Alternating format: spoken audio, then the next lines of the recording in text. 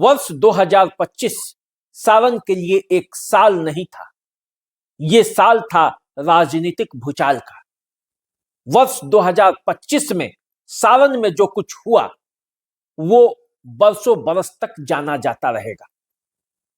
कभी यादव बनाम राजपूत तो कभी बाहुबल बनाम संगठन, यही जमीन तैयार होती थी यहां राजनीतिक लड़ाई के लिए। लेकिन विधानसभा चुनाव में पूरी बाजी ही पलट गई। 2025 का ये साल सालन जिले के राजनीतिक इतिहास में कैसा रहा, आज इसी पर चर्चा होगी। लेकिन उस चर्चा से पहले मेरा अभिनंदन स्वीकार कीजिए। नमस्कार, द देसी अड्डा पर आपका स्वागत है। मैं हूं राकेश तिवारी।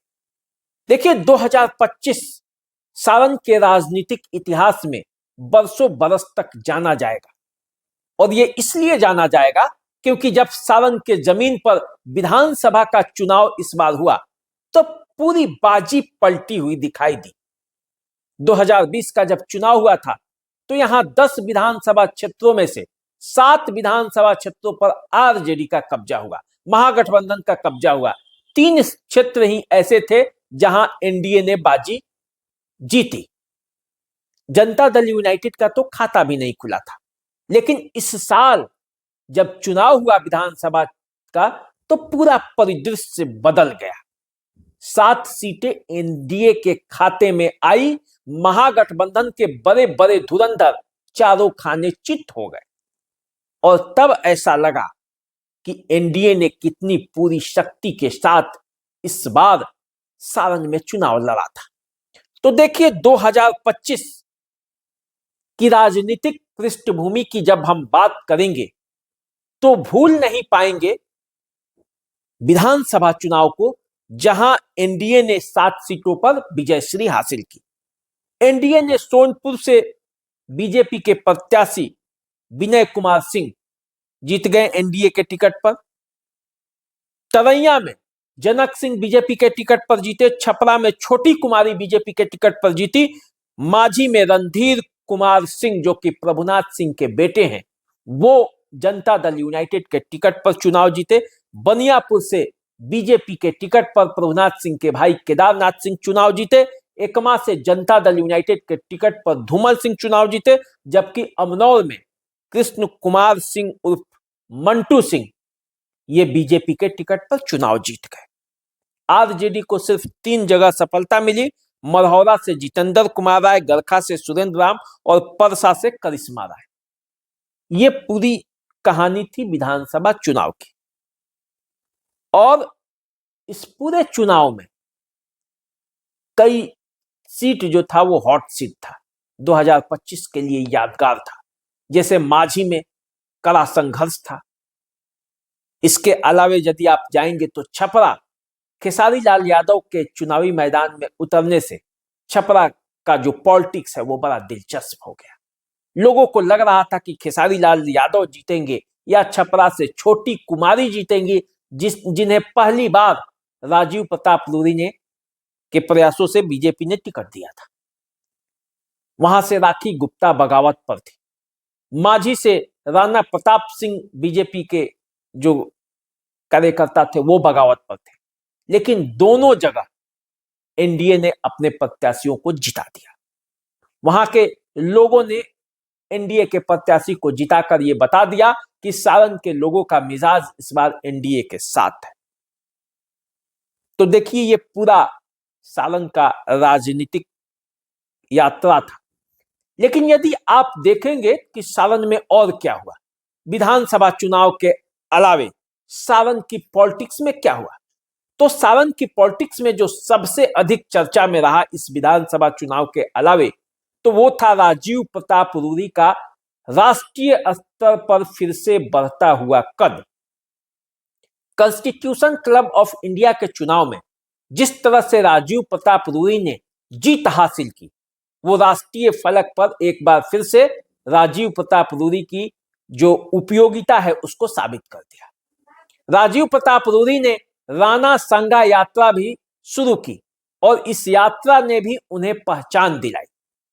राजीव प्रताप रूडी एक तरह से देखा जाए तो 2025 में फिर से उभरते हुए खिलाड़ी के रूप में सामने आए। सारण की धरती पर प्रधानमंत्री नरेंद्र मोदी का आगमन हुआ, गृह मंत्री अमित शाह का आगमन हुआ, योगी आदित्यनाथ का भी आगमन हुआ। चुनाव था तो इस चुनावी जनसभा में सब आए और इससे सारण की धरती पर इनका आगमन हुआ। खेसारी लाल यादव जो कि ऐन मौके पर टिकट ले लिए आरजेडी का और चुनावी मैदान में उतरे, जिससे पूरा मामला दिलचस्प हो गया। सारण में सबसे अधिक ट्रोल भी हुए क्योंकि वे अपने बयानों को लेकर चर्चा में रहे। कई तरह के वो बयान पर बयान देते गए और नतीजा ये हुआ कि अपने भोजपुरी इंडस्ट्री के साथियों से ही वो घिर गए। आम जनता में कुछ उनकी बातें लोकप्रिय भी हुई और कुछ बातों के लिए उन्हें ट्रोल भी किया गया। तो कुल मिलाकर खेसारी लाल यादव के लिए ये साल जो है 2025 चुनावी राजनीति में जो उनकी एंट्री थी उस पर ग्रहण लगा दिया। खेसारी लाल यादव को ये सोचने पर मजबूर कर दिया कि राजनीति के लिए वो फिट हैं या नहीं। कई दिग्गज नेता चुनाव हार गए और कई दिग्गज नेता चुनाव जीते भी, लेकिन जिस तरह से इस बार कई नेताओं की एंट्री हुई वो सारण के राजनीतिक इतिहास को बड़ा दिलचस्प बनाता है। जैसे देखिए, धूमल सिंह पिछला चुनाव हार गए थे, इस बार उनको जीत हासिल हुई। केदारनाथ सिंह लगातार चुनाव जीतते रहे हैं, फिर उन्होंने बाजी मार ली। प्रभुनाथ सिंह के बेटे रणधीर सिंह लंबे अरसे से चुनाव जीतने का प्रयास कर रहे थे। छपरा से एक बार वो विधायक बन चुके हैं उपचुनाव में, लेकिन उसके बाद जीत का स्वाद उन्हें मिला नहीं था। लेकिन इस बार लोगों ने उन्हें जिताया, ये चर्चा में रहा। सोनपुर से विनय कुमार सिंह इस बार फिर से जीत गए और ये सब कुछ सारण की राजनीति में एक नए तरीके के समीकरण बनने से हुआ। एनडीए के पक्ष में लोगों की गोलबंदी हुई और वो सारण के राजनीतिक मिजाज को बदल दिया। चर्चा तो मरहौरा को भी लेकर रहा, जहां लोजपा ने उम्मीदवार दिया और उम्मीदवार का जो है उम्मीदवारी ही कैंसिल हो गया। सीमा सिंह जो कि भोजपुरी इंडस्ट्री की जानी मानी डांसिंग क्वीन मानी जाती हैं, वो चुनावी मैदान में लोजपा की तरफ से उतरी, लेकिन जीत हासिल नहीं हुआ। पूरे सारण में इस बार प्रभुनाथ सिंह की राजनीतिक ताकत दिखी।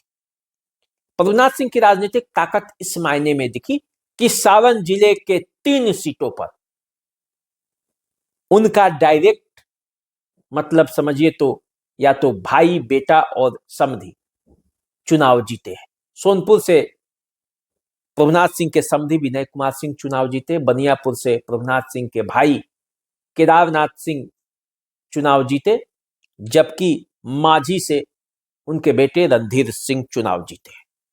तो कुल मिलाकर देखा जाए तो सारण की राजनीतिक जमीन पर प्रभुनाथ सिंह का राजनीतिक स्थिति जो है वो इस बार फिर से क्लियर हो गया कि सारण में अभी प्रभुनाथ सिंह का राजनीतिक वजूद काफी मजबूत है।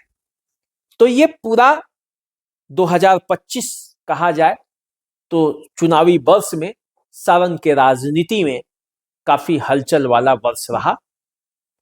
कई लोगों का यहाँ राजनीति फिर से सामने आया और कई लोग जो हैं वो चुनावी राजनीति में फिर हार गए। जैसे एकमा से श्रीकांत यादव चुनावी मैदान में चुनाव हार गए। माझी से सत्येंद्र यादव जो लगातार अपने बड़बोलेपन के लिए जाने जाते थे, जनता ने उन्हें नकार दिया। उन्हें बता दिया कि राजनीति में भाषा की मर्यादा भी अपनी उसकी एक मजबूत पकड़ होती है। इसके अलावे आप आइए तो सोनपुर से रामानुज राय चुनाव हार गए। परसा से छोटेलाल राय चुनाव हार गए।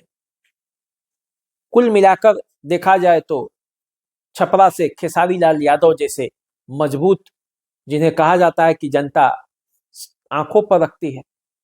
तो ये एक बार सिद्ध हो गया कि फिर जनता जो है वो नेताओं को ही चुनती है, कलाकारों को दिल में जरूर जगह देती है, लेकिन जब बात राजनीति की होती है तो फिर जनता गंभीरता से सोचती है। तो देखिए, ये वर्ष सावन के राजनीतिक इतिहास में बहुत कुछ कहता है, बहुत कुछ समझा कर गया है, बहुत कुछ बता कर गया है। तो आप हमारे साथ बने रहिए, देखते रहिए द देसी अड्डा। चैनल को सब्सक्राइब कर लीजिए, फेसबुक इंस्टाग्राम पर मैं फॉलो कीजिए। अभी दीजिए इजाजत, नमस्कार।